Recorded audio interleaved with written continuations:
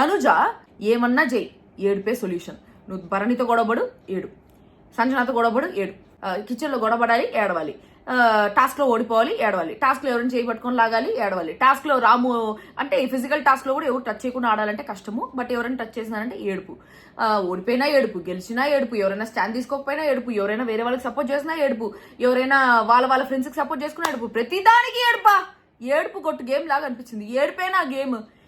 Physical task కావాలని వచ్చి తనుజ మూతి మీద వేసి గుదలేదు ఎవరు. ఏదో రాము ఆడేటప్పుడు చేయి తగిలిందంట. రాము ఎలా కొడతాను నన్ను, మీరు టాస్క్ పోస్ట్ చెప్పాలి.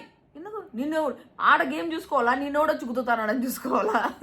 నువ్వు చూసుకొని ఆడాలా? నిజంగానే గుద్దేసి మూతి సొట్టపోయితే కూడా కావాలని సొట్టపోవాలని గుద్దుతారా? వాళ్ళు ఏదో టాస్క్లో అట్లా ఆడుతూ ఉన్నారు అనుకోవాలి. కానీ తర్వాత ఈరోజు తనుజాన్ని లాగడానికి ఫ్లోరా చేయి పట్టుకొని లాగుతుంటే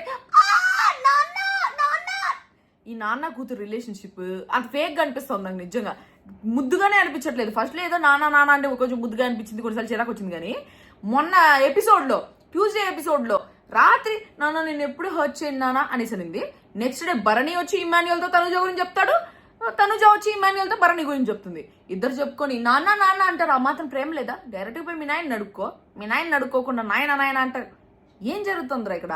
వాళ్ళిద్దరు ఫేక్ రిలేషన్షిప్ అనేసి అనిపిస్తుంది. నాన్న అంట. మీ నాయన నిజంగానే వచ్చి నేను కాపాడేదానికి ఎత్తుకొని పోయి హాస్పిటల్ తోడుకొని పోవాలట.